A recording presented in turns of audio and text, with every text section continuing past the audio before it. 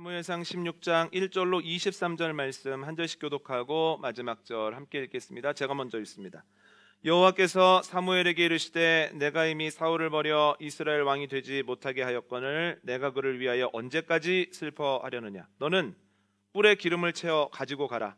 내가 너를 베들레헴 사람 이새에게로 보내리니 이는 내가 그의 아들 중에서 한 왕을 보았느니라 하시는지라.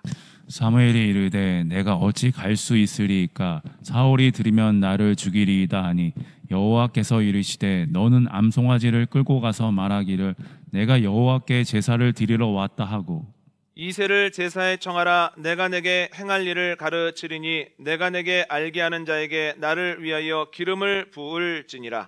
사무엘이 여호와의 말씀대로 행하여 베들레헴에 이르매 성읍 장로들이 떨며 그를 영접하여 이르되 평강을 위하여 오시나이까? 이르되 평강을 위함이니라. 내가 여호와께 제사하러 왔으니 스스로 성결하게 하고 와서 나와 함께 제사하자 하고 이새와 그의 아들들을 성결하게 하고 제사에 청하니라. 그들이 오매 사무엘이 엘리압을 보고 마음에 이르기를 여호와의 기름 부으실 자가 과연 주님 앞에 있도다 하였더니 여호와께서 사무엘에게 이르시되 그의 용모와 키를 보지 말라. 내가 이미 그를 버렸노라. 내가 보는 것은 사람과 같지 아니하니 사람은 외모를 보거니와 나 여호와는 중심을 보느니라 하시더라.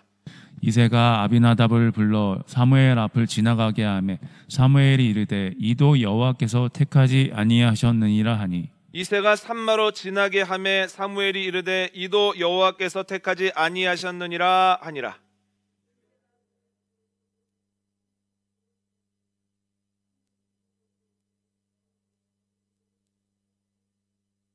또 사무엘이 이새에게 이르되 내 아들들이 다 여기 있느냐. 이새가 이르되 아직 막내가 남았는데 그는 양을 지키나이다. 사무엘이 이새에게 이르되 사람을 보내어 그를 데려오라. 그가 여기 오기까지는 우리가 식사 자리에 앉지 아니하겠노라.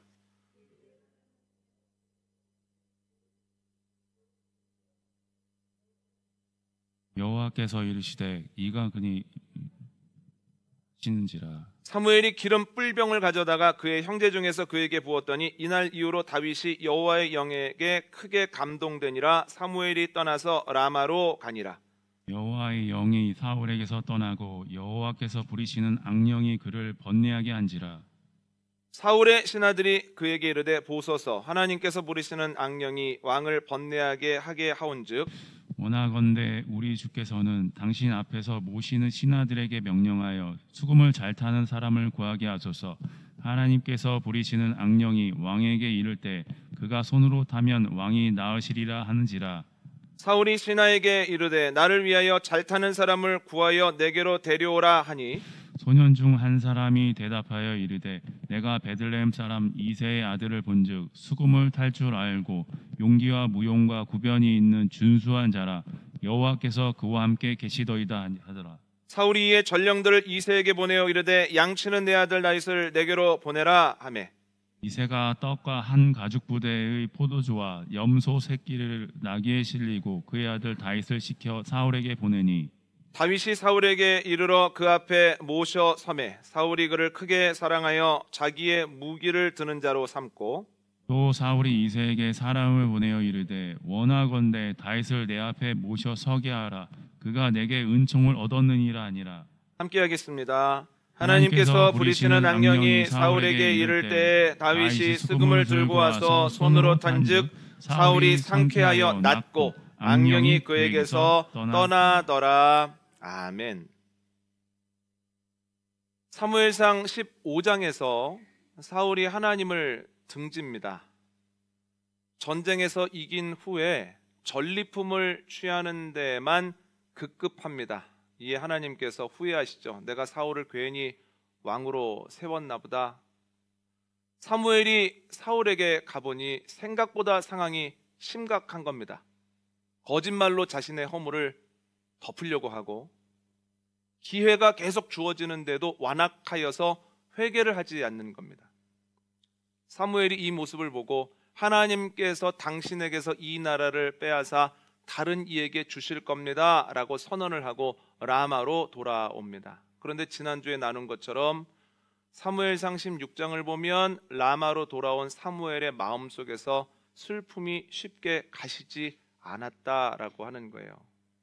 저는 지금까지 설명드린 내용을 두 단어로 정리하고 싶습니다. 첫 번째는 문제고 두 번째는 위기입니다. 사울이 하나님을 등짐으로 인해서 문제가 생겼습니다. 기회가 있는데도 되돌이키지 않으니 그 문제가 위기가 되었습니다. 그런데 문제가 생기고 그것이 위기가 되었을 때 이와 관련된 모든 사람들이 두려움을 느끼더라는 거예요. 첫 번째는 사무엘이 두려움을 느낍니다. 하나님께서 뿔에 기름을 채워서 베들레헴 이세계로 가라라고 하시자 하나님, 이 사실을 사울이 알면 가만히 있지 않을 겁니다. 저를 죽이려고 할 겁니다 라고 이야기를 하죠. 두 번째는 베들레헴의 장로들이 두려움을 느낍니다. 사무엘이 온다는 이야기를 듣고 평안한 일로 오시는 겁니까? 아니면 무슨 문제가 있습니까? 하면서 두려움을 표현하더라는 거예요. 세 번째는 그 누구보다도 사울이 두려움을 느낍니다. 두려워서 일상생활이 안 됩니다.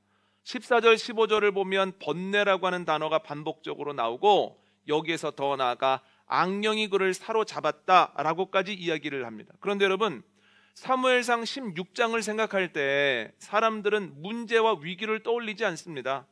사무엘상 16장의 핵심은 이스라엘 역사상 가장 위대하다고 생각되어지는, 그리고 하나님의 마음에 합했던 다윗이 처음 성경에 등장한다. 사람들이 그렇게 기억을 하는 거예요. 앞에 있었던 심각한 문제와 위기를 다윗의 등장이라고 하는 역사적 사건이 충분히 덮고도 남음이 있기 때문이라는 거예요. 그래서 저는 사무엘상 16장을 이렇게 정리해보고 싶습니다. 사무엘상 16장은 문제로 시작했으나 간증으로 끝이 났고, 위기로 시작했으나 그러나 그것이 역사로 맺음되었다. 여러분, 저는 이렇게 놀라운 일이 하나님의 솜씨 덕분이라고 생각을 합니다. 예전에도 한번 말씀을 드렸었는데요, 냉장고를 부탁해 라고 하는 프로그램이 있었습니다. 컨셉은 간단합니다. 스타의 집에 가서 냉장고를 가지고 오는 거예요. 스튜디오에서 냉장고를 엽니다.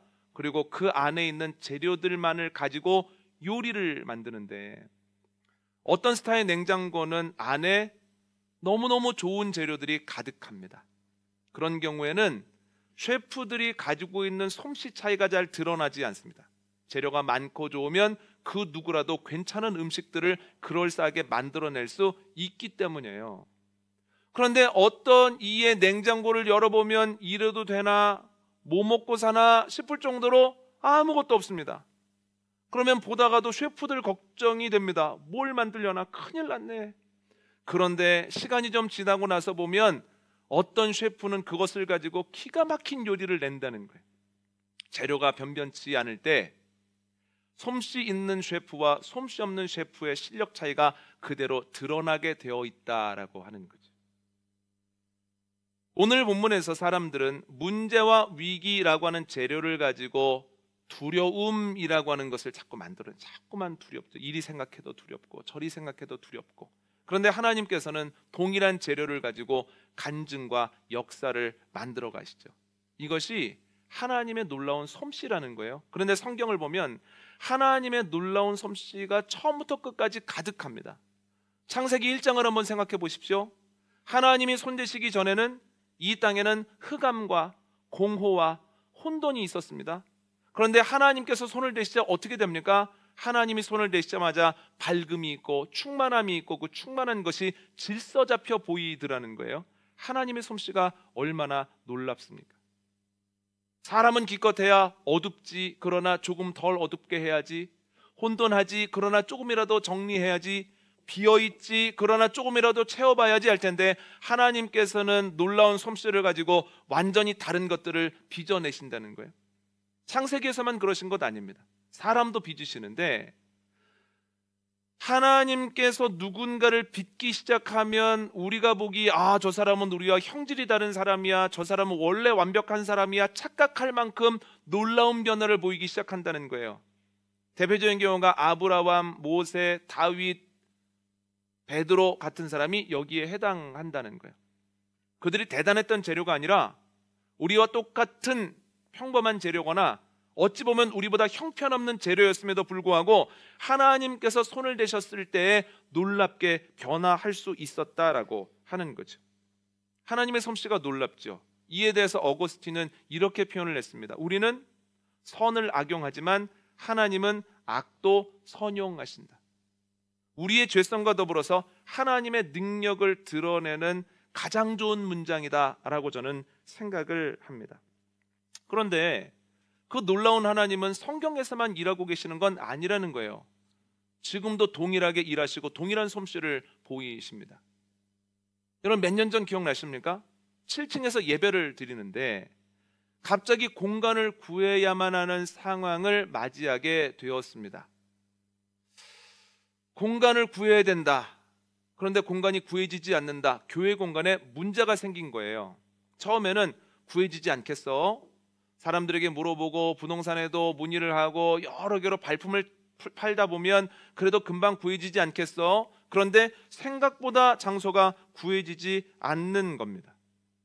좋은 장소를 찾았는데 가까이 있는 교회에서 안 왔으면 좋겠다고 하는 이야기를 내서 그래 싸우지 말고 양보하자 하면서 또 그 기회를 또 흘려보내게 되었습니다. 문제가 생겼는데 그 문제가 빨리 해결이 안 되니까 그 문제가 위기가 돼서 자꾸만 그와 관련된 우리들의 마음에 두려움이 막 찾아오는 겁니다. 어디서 예배드리지? 앞으로 안 구해지면 어떻게 하지? 그런데 어떻게 됐습니까? 하나님께서 구층 공간을 허락해 주셨다는 거예요. 문제가 무엇이 되었습니까? 간증이 됐죠. 위기가 무엇이 되었습니까? 생명문의 역사가 되었죠. 따라 볼까요? 문제가 간증으로, 위기가 역사로. 하나님은 지금도 그렇게 일하신다는 거예요. 그런데 공동체에서만 그렇게 일하시는 것 아닙니다. 여러분들의 삶을 한번 생각해 보십시오. 삶의 간증들이 있지 않으십니까? 그 간증들이 어디에서부터 왔습니까? 평안함에서 왔습니까? 그렇지 않으실걸요? 간증은 문제에서 옵니다. 평안했는데 갑자기 문제가 생기고 그 문제가 만만치 않을 때, 그래서 내 힘으로 안 될 것 같은데 그것이 해결됨으로 간증이 된다는 거예요. 간증은 문제로부터 온다는 겁니다. 여러분의 역사가 어디에서부터 출발이 되었습니까? 승승장구에서부터 오지 않았다는 거예요. 물론 내가 승승장구하고 그것으로부터 역사가 쓰여지면 나를 위한 역사가 됩니다. 그러나 그것이 하나님에 대한 역사가 될 수는 없습니다. 하나님께 영광 돌리고 하나님을 높이는 역사는 어디에서 시작됩니까? 낙심과 좌절과 위기에서 시작된다는 거예요. 위기가 너무 컸었지만 그러나 하나님께서 그 위기를 이기게 하시는 그 순간에 역사의 기념비가 세워진다라고 하는 거죠. 주님은 지금까지 그렇게 일하셨고 지금도 그렇게 일하시고 앞으로도 그렇게 일하실 줄 믿습니다. 그러면 우리가 문제를 만났을 때 뭘 해야 됩니까? 낙심하지 말고 그 문제가 간증될 때를 기대하고 기억하며 기다려야 된다는 거예요. 위기를 만났을 때 포기하지 아니하고 그 위기를 가지고 역사적 기념비를 세우실 하나님을 기대해야 된다는 거예요. 여러분, 올 한 해 동안 문제가 간증되어지고 위기가 역사되어지는 기쁨이 저와 여러분에게 생명문교회 공동체 안에 가득 넘치시기를 원합니다. 올 한 해 문제나 위기로 시작하셨다면 사무엘상 16장처럼 그것으로 끝나지 아니하고 간증과 역사로 한 해가 마무리되어지는 기쁨을 맛보는 저와 여러분 되어주시기를 원합니다. 오늘 본문을 보면 하나님께서 간증과 역사를 만들어 가시는 과정이 나오는데요, 그 과정 속에서 저희가 주목해야 되는 것 두 가지입니다. 첫 번째는 하나님의 계획에 주목을 해야 됩니다. 오늘 본문 1절 한번 읽어볼까요? 사무엘상 16장 1절 말씀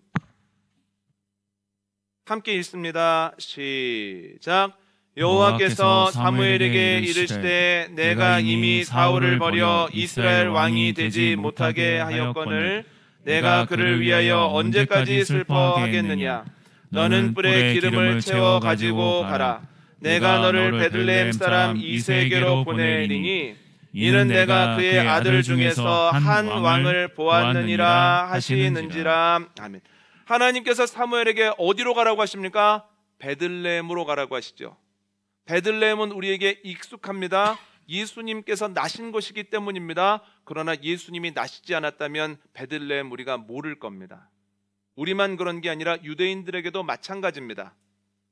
그래서 미가서 5장 2절에서 베들레헴아 너는 작은 성읍들 중에서도 작다 이렇게 얘기하거든요. 너무 작고 보잘것없어서 누구도 주목하지 않는 것이 베들레헴이었다는 거예요. 그래서 송병현 교수는 자신의 책 익스포지멘터리 사무엘상에서 이렇게 얘기를 합니다. 그 누구도 이런 작은 곳에서 이스라엘의 역사에 이정표를 세울 만한 왕이 나올 것이라고 상상도 못했을 거다. 베들레헴이 어떤 곳이냐면 여러분, 서울도 아니고 분당도 아니고 생명문이 있는 용인 죽전도 아니고 아주 구석에 있는 이름도 들어본 적이 없는 몇 살지 않는 것이 바로 베들레헴이라는 거예요. 이것이 무엇입니까? 의외성입니다. 태어나려면 수도에서 태어나야지, 태어나려면 그래도 권력자의 집에서 태어나야지, 잘 사는 집에서 태어나야지, 교육은 다 받았어야지 라고 생각하지만 그게 아니라는 거예요. 전혀 의외의 장소에서 하나님께서 역사를 시작하신다라고 하는 거죠. 하나님은 사람이 생각할 수 있는 한계를 넘어서 일하시기 때문에 하나님의 일하심을 보면 자꾸만 의외성을 느끼게 된다는 거예요. 그런데 오늘 본문에 장소에 대한 의외성만 나온 것이 아닙니다. 사람에 대한 의외성도 나오거든요. 오늘 보면 10절 11절 한번 읽어볼까요? 10절 11절 말씀, 사무엘상 16장 10절 11절 함께 읽습니다. 시작. 이새가 그의 아들 일곱을 다 사무엘 앞으로 지나가게 하나 사무엘이 이새에게 이르되 여호와께서 이들을 택하지 아니하셨느니라 하고, 또 사무엘이 이새에게 이르되 내 아들들이 다 여기 있느냐? 이새가 이르되 아직 막내가 남았는데 그는 양을 지키나이다. 사무엘이 이새에게 이르되 사람을 보내어 그를 데려오라. 그가 여기 오기까지는 우리가 식사 자리에 앉지 아니하겠노라. 아멘. 사무엘이 이새와 그의 아들들을 청하거든요. 장남 엘리압을 보자마자 마음에 쏙 듭니다. 이 사람이다. 이 사람 때문에 내가 여기에 온 거구나. 그런데 하나님이 아니라고 하시는 거예요.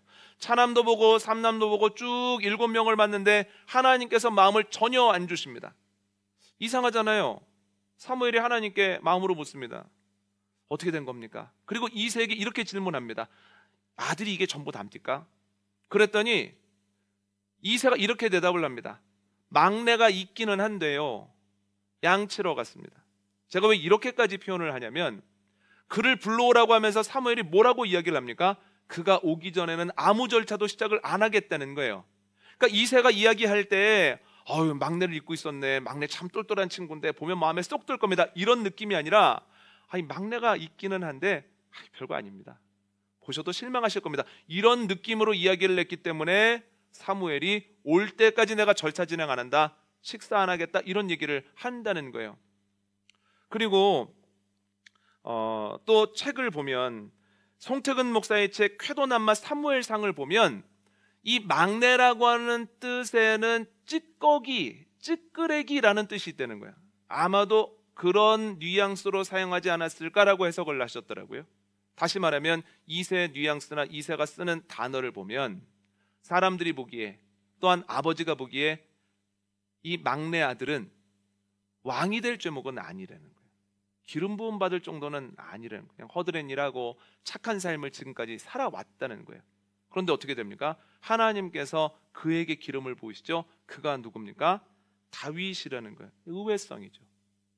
하나님의 능력은 우리의 생각을 벗어나기 때문에 하나님의 방법은들 우리의 범위를 넘어설 수밖에는 없다라고 하는 거죠. 여러분, 이것은 지금도 동의를 합니다. 생명문 교회가 교회 공간을 알아보고 있을 때 후보지 중에 하나가 이 9층 공간이었습니다. 주인에게 연락을 했습니다. 9층에 일정 공간을 저희가 구입을 하고 싶습니다. 근데 대화를 해보니까 안 되겠더라고요. 두 가지 이유 때문인데, 첫 번째는 저희가 필요한 공간은 최소 3칸인데 다른 것들은 계획이 있어서 최대 2칸만 줄 수 있다는 거예요. 그럼 공간이 안 나옵니다, 예배를 위한. 두 번째는 가격을 너무 비싸게 얘기를 하시는 거예요. 그 두 가지 이유 때문에 그날 대화 이후에 9층은 저희의 생각 속에서 확실히 지웠습니다. 9층은 안 되겠구나. 그리고 계속 알아봅니다. 구해지고 구하려고 노력하는 과정과 실망하는 과정이 계속되다가 썩 마음에 들지는 않지만 그래도 예배할 수 있겠다 싶어서 계약하려고 일주일 앞두고 있을 때 9층 주인에게 연락이 왔습니다. 3칸을 팔겠다는 거예요. 그리고 우리가 생각하지 못했던 가격으로 주겠다고 했습니다. 참 놀랍죠. 의외인 거예요. 여기는 머릿속에서 지우고 있었는데 여기를 통해서 일을 하시는 거예요. 계약을 하고 나니까 이제 대출을 받는 게 문제입니다.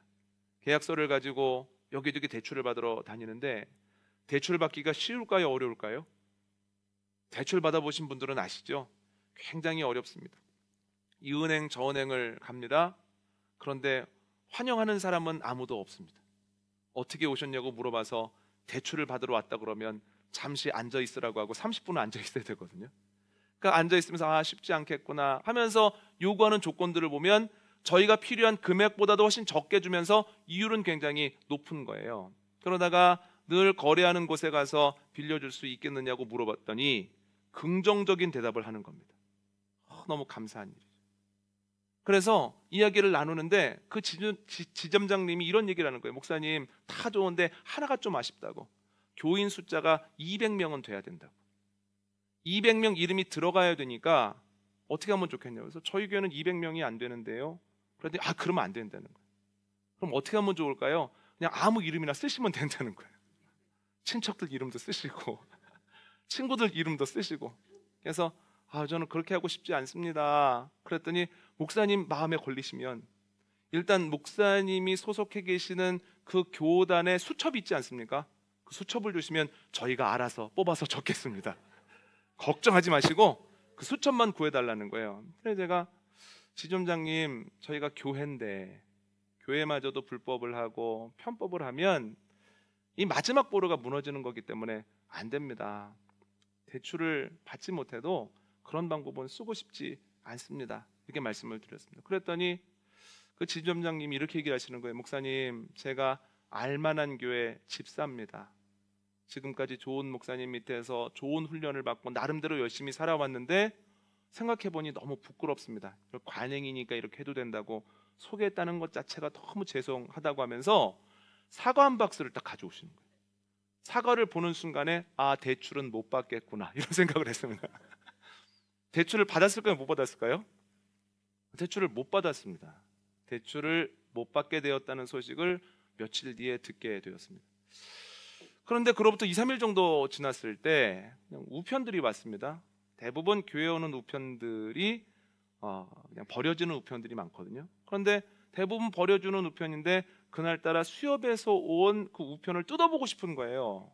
그래서 뜯어봤더니 이만큼까지 이 정도 금리로 빌려드릴 수 있습니다. 근데 보는데 마음이 기뻤을까요? 안 기뻤을까요? 광고대로만 다 해주면 좋지.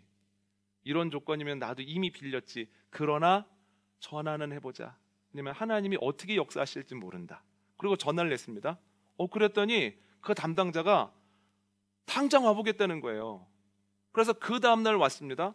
그리고 저희가 생각하고 있는 공간들을 보고 나서 절차를 진행했는데 저희가 딱 필요한 것만큼 저희가 감당할 수 있는 이율로 대출을 해주게 되었습니다. 제가 그때 느낀 게 뭐냐면 역시 하나님은 의외성을 가지고 일하시는구나.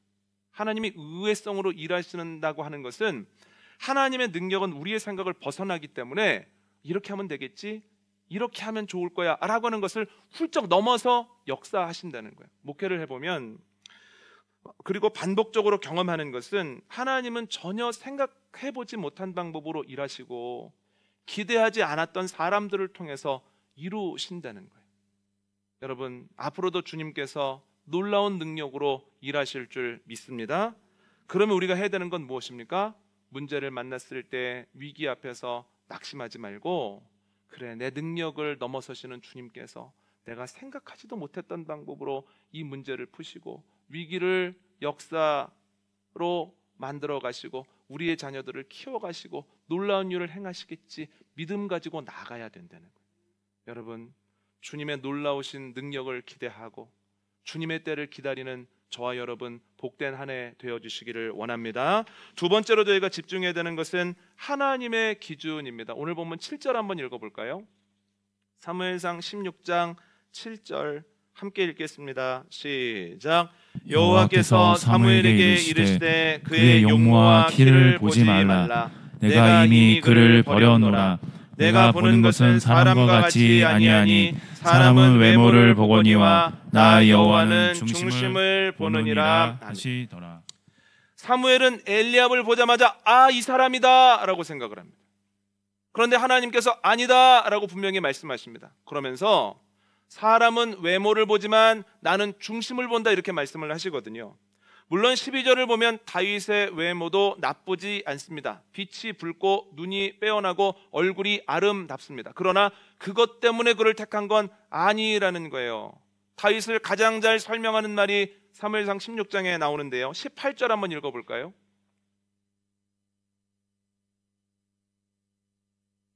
사무엘상 16장 18절 읽습니다. 시작. 소년 중 한 사람이 대답하여 이르되 내가 베들레헴 사람 이새의 아들을 본즉 수금을 탈 줄 알고 용기와 무용과 구변이 있는 준수한 자라. 여호와께서 그와 함께 계시더이다 하더라. 아멘. 사무엘이 떠난 이후에 사울이 두려움에 사로잡혀서 삽니다. 일상생활이 안 됩니다. 정상적인 판단과 행동이 안 되는 거예요. 리더가 그러면 큰일 아닙니까? 신하들이 가서 간언을 합니다. 악기 연주하는 사람을 구해서 악령이 괴롭히려 할 때마다 그 수금을 타게 하소서. 그러면 평안을 찾으실 겁니다. 사울이 그 말을 옳게 여겨서 사람을 찾아보라고 하는데 찾아온 사람이 다윗입니다. 그런데 다윗에 대해서 뭐라고 설명을 하냐면 이것저것 설명하다가 마지막에 이렇게 얘기를 합니다. 그와 하나님이 함께 계시더이다. 다윗이 어떤 사람입니까? 하나님이 함께하는 사람이라는 거예요. 여러분, 다윗은 어립니다. 경험이 일천하죠. 목동입니다. 사람들이 보기에 평범하다 못해 어찌 보면 사람들이 보기에는 주목받지 못할 사람입니다. 그러나 하나님이 함께 계시기 때문에 하나님께서 다윗을 쓰시고 다윗을 통해서 역사가 이루어진다는 거예요. 하나님 누구 쓰십니까? 외모를 보시지 아니하시고 그 중심에 하나님이 있는가? 하나님과 함께하는가? 하나님이 함께하고 계시다고 하는 것을 정말 믿는가? 그것을 보시고 그를 사용하신다는 거예요. 요셉에게도 마찬가지입니다. 한번 찾아볼까요? 창세기 39장 2절과 3절입니다.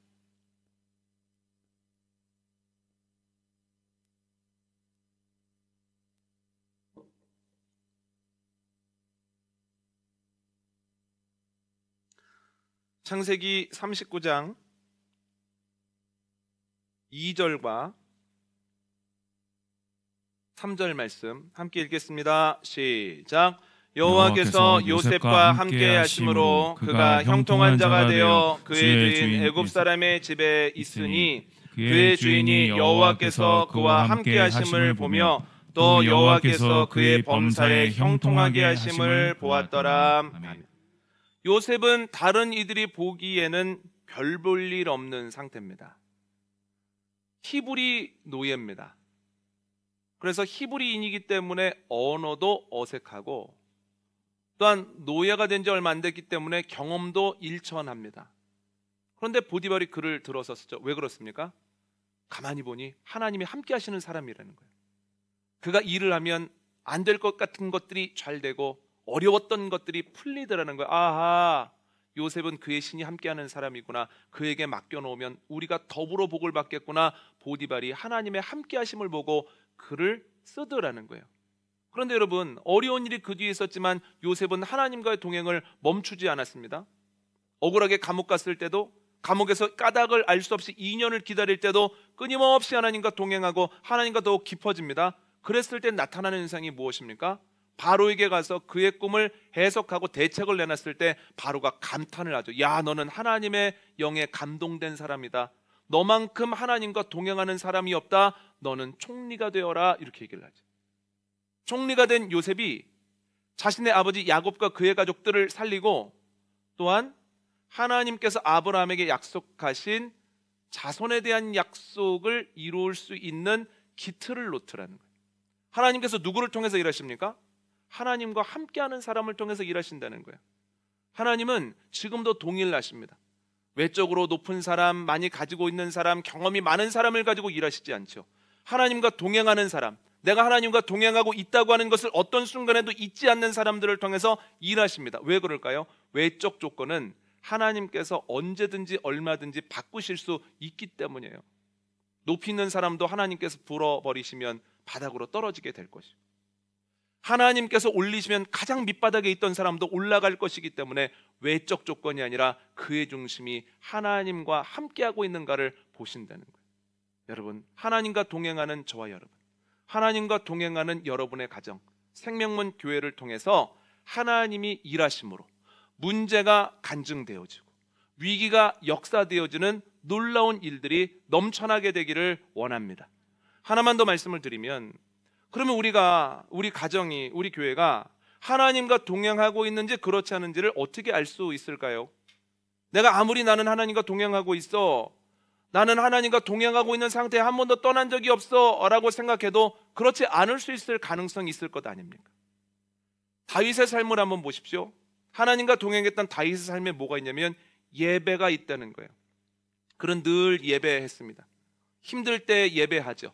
탄원시를 지어서 하나님께 올려드립니다. 주님, 저에게 이런 어려움이 있습니다.